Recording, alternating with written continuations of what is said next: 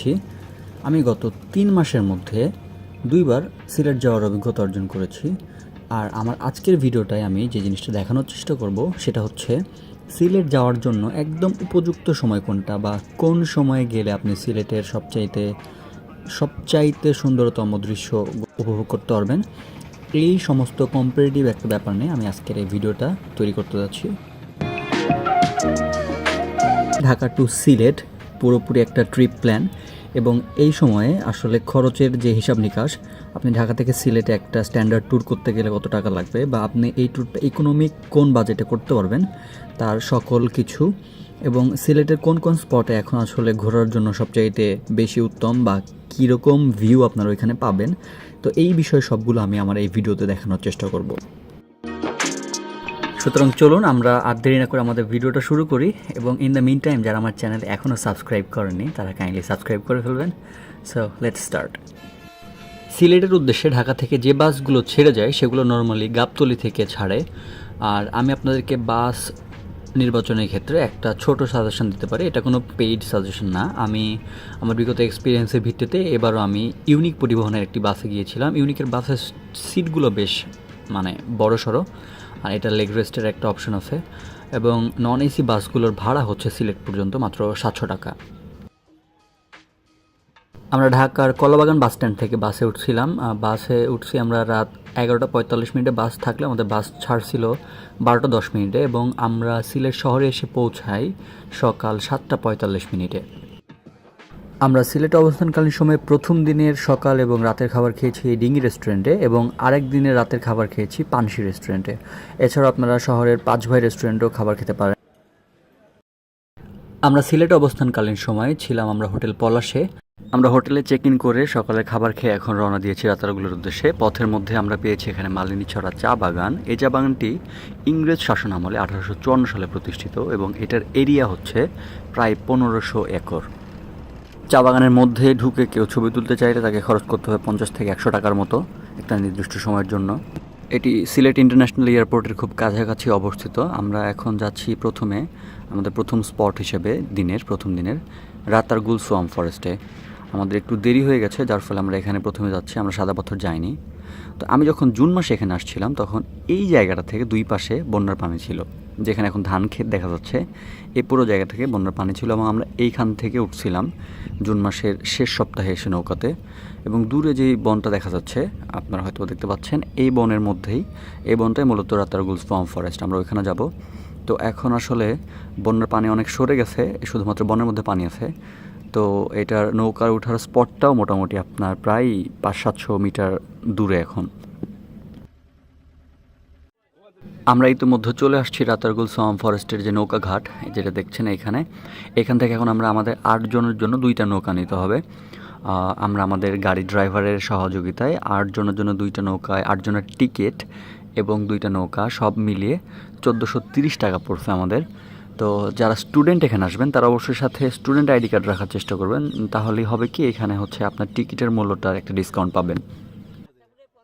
তো এখানকার নৌকার মাঝিরা, এখানকার সহ সিলেট সুনামগঞ্জ এরিয়ার সকল জায়গার কম বেশি আমি দেখেছি নৌকার মাঝিরা। তো সব মিলিয়ে আমরা হচ্ছে রাতারগুল সোয়াম ফরেস্টটা এই জায়গাটাতে আমরা ঘুরেছিলাম প্রায় 1.5 ঘন্টার মতো।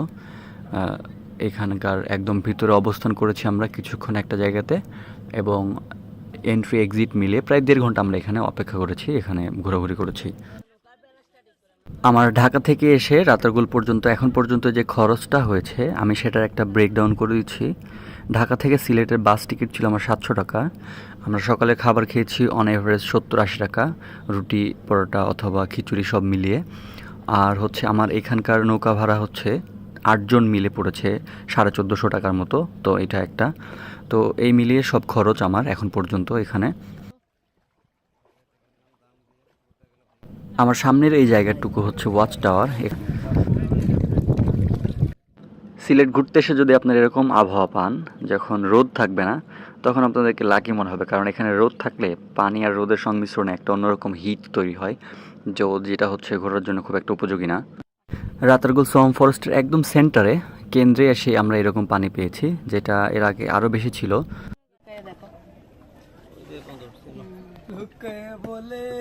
ও বলে রে গোরবারি বালা নায়ামা আয়না দিয়া চাইয়া দেখি, আয়না দিয়া চাইয়া দেখি, পাটনা চুলা আমার লোকে বলে, বলে রে ঘর বাড়ি ভালো।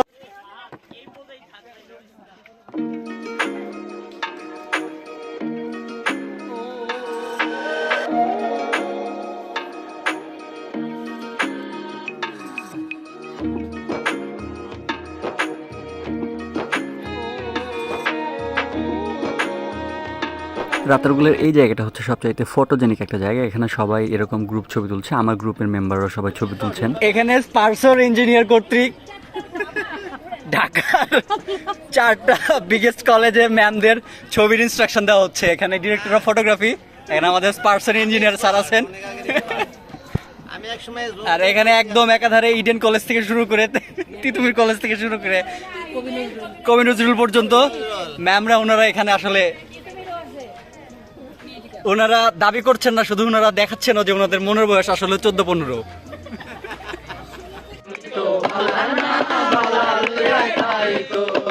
আমি তো ভালা না ভালা লয়াই থাইকো, তুমি আমার স্বপ্ন আশা, তুমি ভালোবাসা, তোমারে না পাইলে এই জীবন বৃথা বন্ধু,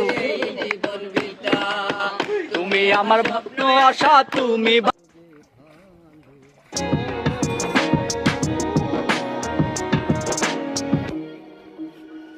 আমাদের এই রাতারগুলের গানের আসরে যদি কারোর সাথে দেখা হয়ে থাকে, তারা যদি এই ভিডিও দেখে থাকেন, তারা অবশ্যই জানাবেন কেমন ছিল ওই অভিজ্ঞতাটা, আমরা অবশ্যই জানতে চাই।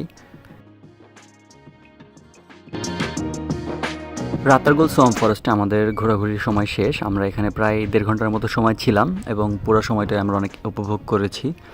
এবারে আমরা এখান থেকে সরাসরি চলে যাব সাদা পাথর ভোলাগঞ্জের উদ্দেশ্যে।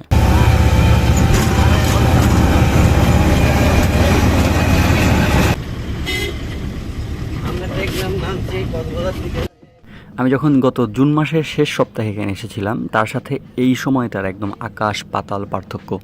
এখন দেখতে পাচ্ছেন এখানে শত শত প্রাইভেট কার, বাসের কোনো অভাব নেই, মানে একদম মানুষে পরিপূর্ণ এই জায়গাটা। আপনারা যদি ঘুরতে আসেন, নর্মালি ঘোরার প্ল্যান করেন, তাইলে আমি আপনাদেরকে একটা সাজেশন দেব, শুক্র এবং শনিবারটা অ্যাভয়েড করবেন, তাহলে একটু ভালো মতো আপনারা এই জায়গাগুলোকে এক্সপ্লোর করতে পারবেন।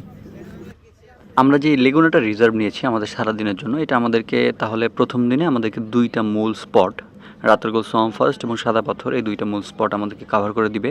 এবং আমাদের লেগুনার ভাড়া সাধারণত 2 থেকে 2,500 টাকা, 2,500 টাকার মতো হয় আর কি, 2,000 টাকায় পাওয়া যায় না নর্মালি, 2,500 টাকার মতো লাগে। তো আপনার একটা লেগুনাতে 10 জনের সিটিং সিস্টেম পাবেন। সেই লেগুনা দিয়ে আপনাদেরকে সারাদিনে এরকম 2টা মেজর স্পট দেখাবে তারা। আর অবিশ্বাস্য হলেও সত্য যে আমি প্রায় 2 মিনিট সময় ধরে এই পুরো যতগুলো গাড়ির ভিড় আছে সেই গাড়ির ভিড়গুলো পার করছি, এবং এটা শুধুমাত্র সাদা পাথর ভোলাগঞ্জে আসা পর্যটকদের ব্যক্তিগত এবং গ্রুপের গাড়ি। আমি গত জুন মাসের ট্রিপেও এসে এইখানে সাদা পাথরে এই জয় বাংলা রেস্টুরেন্টে খেয়েছিলাম, এবং আজকেও তার ধারাবাহিকতা এখানে খেতে এসে যে বিড়ম্বনাটার শিকার হয়েছি সেটা আসলে বলার মতো না, কারণ এখানে এত বেশি মানুষ, এবং যার কারণে এখানকার সার্ভিসটাও একদম ডাউন করছে।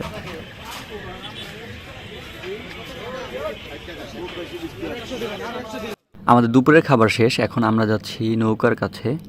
নৌকায় সাধারণত এখানে পার হেড 100 টাকা খরচ হয়, তার মানে আমাদেরকে 8 জনের 800 টাকা দিয়ে সাদা পাথরের মূল স্পটটায় যেতে হবে।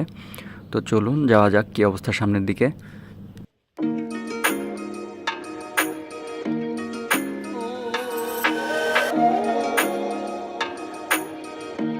মসজিদও দেওয়া যায়, মসজিদ আল্লাহর ঘর, মসজিদ আল্লাহর ঘর, মসজিদও দেওয়া যায়, আল্লাহর ঘর অসনে পাইয়া যায়। আমার মা বোনেরা মসজিদও দেওয়া যায়, আমার মা বোন মসজিদ আল্লাহর ঘর।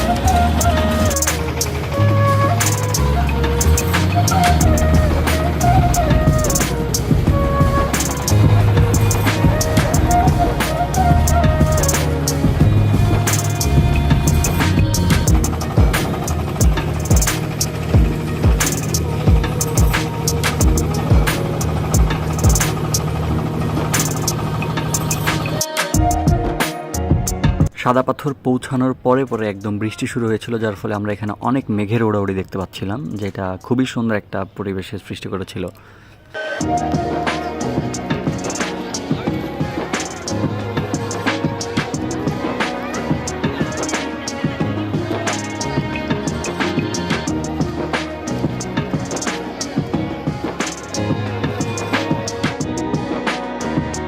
ঠিক আমার সামনে যে পাহাড়গুলো দেখা যাচ্ছে এগুলো হচ্ছে মেঘালয় রাজ্যের পাহাড়, এবং এইখানে সারা বছরই প্রায় কম বৃষ্টি।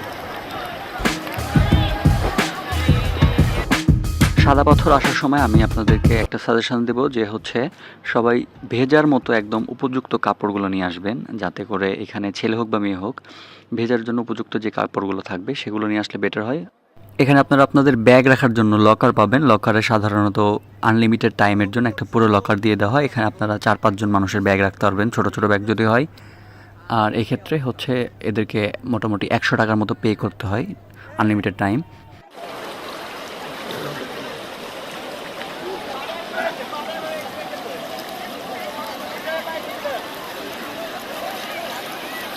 এইখানে একই সাথে ভ্রাম্যমাণ চেঞ্জ রুমগুলো আছে, যেখানে হচ্ছে ভেজার পরে আপনারা চেঞ্জ করতে পারবেন ছেলে মেয়ে উভয়ের জন্যই। এখানে যাদের কাছে আপনারা লকারে জিনিস রাখবেন তাদের সাথে এগুলো থাকে, নর্মালি তাদের সাথে ডিল করে নিতে পারেন। আমরা প্রায় 2 ঘন্টার মতো এখানে ছিলাম, এই জায়গাটাকে উপভোগ করেছি, এবং আমাদের যে মাঝি আমাদেরকে রেখে গেছে তার ফোন নাম্বার আমরা রেখেছিলাম, যে জন্য আমরা হচ্ছে যখন ফিরে যাব তখন তাকে কল দিয়েছি, তারা আসতেছে আমাদেরকে নেওয়ার জন্য এখন। তো এই হচ্ছে সাদা পাথর ভোলাগঞ্জের বর্তমান অবস্থা। যারা আসতে চান তারা এখান থেকে একটা ভালো আইডিয়া পাবেন, আই হোপ।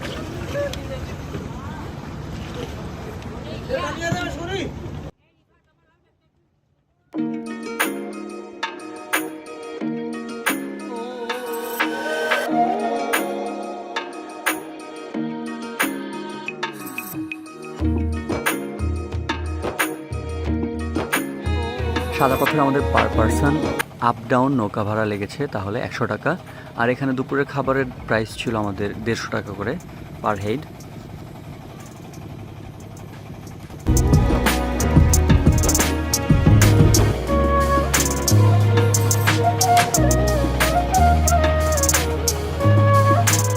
আমরা যখন ফিরে যাচ্ছিলাম সন্ধ্যার আগ দিয়ে, তখন এত সুন্দর মেঘের উড়াউড়ি হচ্ছিল সাদা পাথরের জায়গাটায়, যেটা আপনারা দেখতে পাচ্ছেন খুবই চমৎকার, এবং আমি আসলে মানে এরকম মেঘ এখানে এর আগে এসে দেখতে পাই নাই।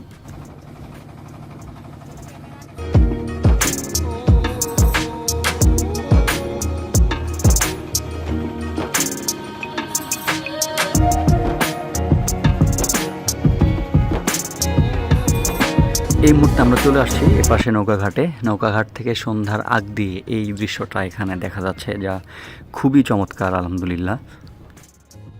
তো এই ছিল আমাদের প্রথম দিনের প্ল্যান। প্রথম দিন আমরা রাতারগুল এবং সাদা পাথরের 2টা স্পট কভার করলাম। দ্বিতীয় দিন আমরা কভার করব কি, চলেন দেখা যাক।